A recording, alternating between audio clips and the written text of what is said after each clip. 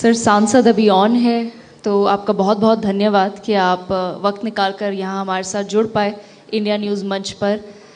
एक दंगल चल रहा है पेरिस में ओलंपिक्स में, और एक दंगल चल रहा है नई दिल्ली में संसद में। रोज़ देखा जाता है बहुत ही हीटेड आर्ग्यूमेंट्स और डिस्कशंस होते हैं, पर आज एक बहुत इम्पॉर्टेंट स्पीच दी गई है संसद में, leader of opposition Rahul Gandhi ji ने दिया है। तो सुधाकर जी, आपसे शुरू करना चाहूँगी। आज संसद में राहुल गांधी ने वापस से ये बोला है कि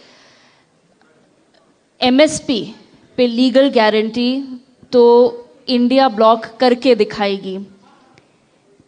क्या लॉजिक है इंडिया ब्लॉक का एमएसपी पर लीगल गारंटी का, और क्यों लगता है कि अगर इतना ही आसान है तो गवर्नमेंट ने ये फैसला क्यों नहीं लिया? एमएसपी पर लीगल गारंटी को कई मायनों में हमेशा वित्तीय बोझ के रूप में प्रचारित करने का एक मैं देखता हूं कि किया जाता है कि उसका वित्तीय लागत कौन वहन करेगा। हम लोग तो ये कह ही नहीं रहे हैं कि सरकार सभी अनाज खरीदे। हम लोग तो इतने ही कह रहे हैं कि मिनिमम सपोर्ट का एक गारंटी हो। कोई भी सामान जो किसान जो पैदा करता है फसल, उसका एक न्यूनतम, ऐसा नहीं है कि वो जो किसान जो पैदा करता है उसका खेत में जो मूल्य मिलता है, दिल्ली आते आते कई मामलों में 100 गुना तक दाम पर बिकता है वो जी। तो ज़्यादा दाम पर बिकता है तो कभी कभी हंगामा जरूर देखते हैं कि टमाटर प्याज पर महंगा हो गया, तो हंगामा टीवी चैनलों पे सस्ता बिक गया तो इसकी चर्चा नहीं होती। हम लोगों का कहना ये है कि न्यूनतम हमारा दे दो, आप अधिकतम कितना पे देश में बेचा जाएगा नहीं बेचा जाएगा, सरकार को लगे कि नहीं बहुत महंगा है तो उसमें सब्सिडी देना चाहिए, उपभोक्ता को देती भी है सरकार सब्सिडी कई स्तरों पे, वो सरकार अपने वित्तीय क्षमता के हिसाब से देना दे। हम तो कानून मांग कर रहे हैं, हम तो पैसे मांग नहीं कर रहे हैं। पर कानून के लिए पैसा भी तो लगेगा। नहीं, कोई भी कानून के लिए पैसे की जरूरत नहीं है। आप एक पुलिस कानून है इस देश में, तो इसमें पैसा कहाँ लगता है?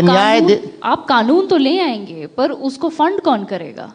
फंडिंग की मांग ही नहीं कर रहे। फंड कौन करेगा? मैं अभी भी कह रहा हूँ, ये मंडियां हैं, इस मंडियों में जब हम सामान बेचने जाते हैं तो मैक्सिमम एमआरपी पे सामान, जब भी कोई भी एमआरपी पर से ज़्यादा बेचता है तो दंडित किया जाता है उसको। हम लोग भी तो ऐसे ही कानून चाहते हैं कि मिनिमम पर जो खरीदेगा वो दंडित होगा, बस इतनी ही तो बात करनी है, उसको फाइन कर देंगे। और मंडियों के भीतर ही होगी व्यवस्था। हम लोग तो पैसे मांग भी नहीं रहे सरकार से कि सरकार पैसे दे। जी राकेश जी, इतना ही आसान था तो क्यों नहीं करा गवर्नमेंट ने? देखिए, वास्तव में राहुल गांधी के पास दृष्टिविहीनता है। उनको जो सिखाया जाता है वो बोलते हैं। उनसे अगर कोई पूछ देता है लोकसभा में कि कितनी एमएसपी का पूरा मीनिंग क्या होता है, फुल फॉर्म क्या होता है, शायद नहीं बता पाते। देखिए, वास्तव में क्या है कि 70 साल शासन करने के बाद इन्होंने किसानों को जिस हालत में छोड़ा है उसको वही समझ सकता है जो किसानों के बीच जाता है। प्रधानमंत्री मोदी जी ने जो 2000 रुपये देना शुरू किया, क्या आसान था?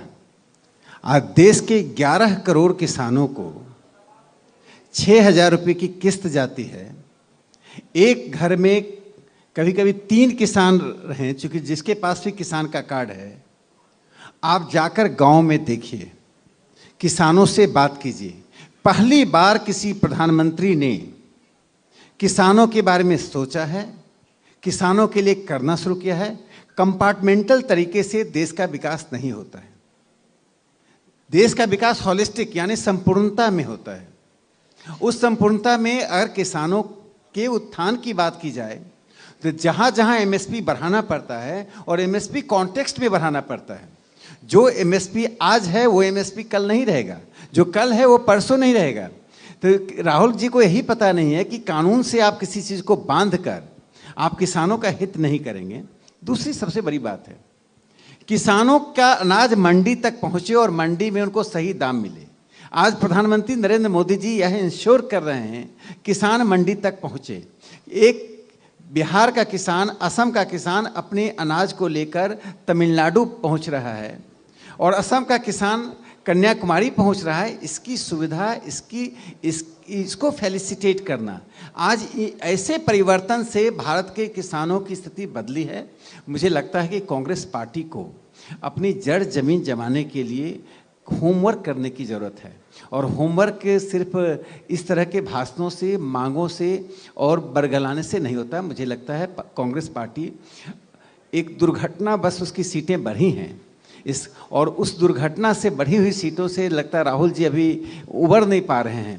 जी, तो कुछ चुनाव से रिलेटेड सवाल भी हैं हमारे पास। मैं ये समझना चाहूँगी, जैसे कि राहुल गांधी जी ने आज फिर कहा, राकेश जी आपसे ये सवाल है, उन्होंने कहा कि इस बजट के बाद तो ये तय है कि मिडिल क्लास अब कभी भी भाजपा का सहयोग नहीं करेगी, सपोर्ट नहीं देगी।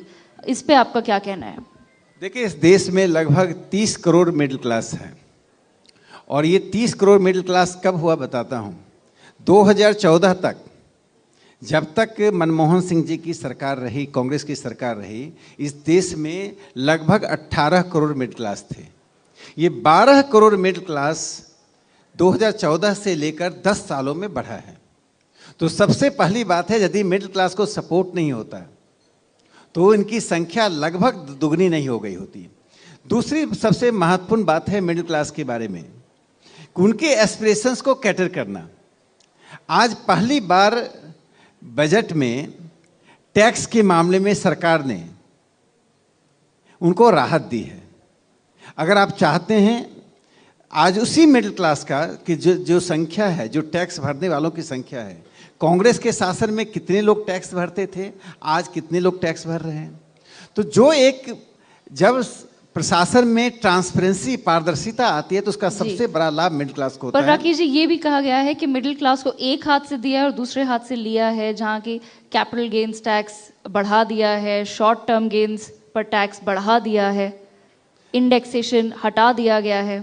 देखिए, शेयर मार्केट में जो स्पेकुलेटिव काम होता है उस पर 0.5% टैक्स लगा है। बताइए कि अगर 1000 रुपया आप अर्न करते हैं तो आपको कितना टैक्स देना पड़ेगा जी। अगर सरकार को न्यूनतम आप टैक्स देते हैं, ये जो सड़कों की जाल बिछ रही है, पुणे से मुंबई जाना या दिल्ली में जो 16 लेन सड़क बन चुकी है, आप गाजियाबाद जब जाते हैं, नोएडा जाते हैं, सरकार उन पैसों का उपयोग देश के इंफ्रास्ट्रक्चर के विकास के लिए कर रही है। आज हिंदुस्तान के किसी हिस्से में चले जाएं, कभी कभी किसी गांव की सड़कों को आप देखें, आपको महसूस होगा कि दिल्ली से कहीं बेहतर सड़क है। जिस इंफ्रास्ट्रक्चर का यह डेवलपमेंट हो रहा है, all India institute of medical science की संख्या बढ़कर जो दिल्ली में पूरे देश के लोग आते थे, उसकी संख्या एक एम्स था, अटल जी ने उसकी संख्या बढ़ाई, प्रधानमंत्री मोदी जी ने उसकी संख्या बढ़ाई, अस्पताल बढ़े, सड़कों की संख्या बढ़े, सड़कों की लंबाई चौड़ाई बढ़े। और तीसरी सबसे बड़ी बात है, आप देखिए शिक्षा के क्षेत्र में, यदि आप ट्राइबल, नोमैडिक ट्राइब, आपने कभी कांग्रेस शासन में सुना था कि घुमंतु जाति कोई होता है? हम देखते थे ये घुमंतु जाति हैं, 11-12 करोड़ घुमंतु जाति के लिए वेलफेयर बोर्ड बना।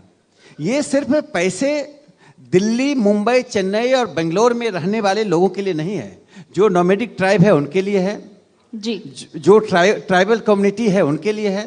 इससे मोदी जी की सरकार संपूर्णता में विकास कर रही है।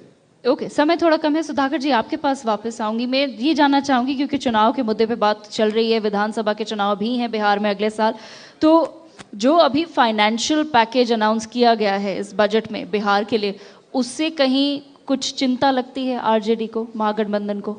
आपने ठीक पकड़ा है कि ये जो बजट में जो प्रोविज़न किया गया है बिहार जैसे राज्य के लिए, वह चुनावी जुमला के सिवा कुछ नहीं है।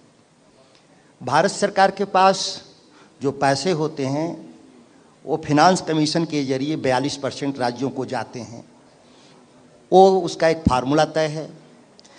शेष पैसे जो 58% भारत सरकार के पास है, वो अपने ज़रूरी खर्चों के अलावा बचे हुए पैसे को डेवलपमेंट में राष्ट्रीय परियोजनाओं के रूप में वो देने का काम करती है। अगर हम देखें तो राष्ट्रीय परियोजनाओं को 15 लाख करोड़ रुपए फाइनेंस कर रहे हैं इस बार कैपिटल एक्सपेंडिचर में, तो 15 लाख करोड़ का 10% हिस्सा होता है 1.5 लाख करोड़, और बिहार की आबादी 10% है। तो बिहार को कैपिटल एक्सपेंडिचर के रूप में जो कैपेक्स को उनको जो सेंट्रल गवर्नमेंट का अपना खर्च है उसमें हमको मिलना चाहिए था 1.5 लाख करोड़। हमको मिला कितना? 58,900 करोड़। हमको अन्य राज्यों के मुकाबले कम मिला, लेकिन चुनावी राजनीति के चलते उसकी चर्चा की गई। गुजरात को 70,000 करोड़ रुपए एक परियोजना पर गया, सेमीकंडक्टर प्लांट लगाने के लिए 70,000 करोड़ रुपया गवर्नमेंट ऑफ इंडिया ने दिया, जबकि बुलेट ट्रेन से लेकर के कई उसके राष्ट्रीय महत्व की योजनाएं वहाँ चल रही हैं, उसकी चर्चा नहीं। और बिहार में एक छोटा पैसा गया, आबादी के अनुपात में देखें तो 40% भी नहीं, उसकी चर्चा होना ही ये चुनावी जुमला के सिवा कुछ नहीं है। और बाकी बिहार की जनता तय करेगी कि राजनीति के लिए जो पैसे मिले हैं उसका क्या असर होगा, वो तो बिहार की जनता तय करेगी। जी, थैंक यू सो मच। समय बहुत कम है हमारे पास, बट सुधाकर सिंह जी और राकेश सिन्हा जी, आपका बहुत बहुत धन्यवाद हमारे साथ इंडिया न्यूज़ मंच पर जुड़ने के लिए। बहुत बहुत शुक्रिया देविका। और ये खास सेशन था।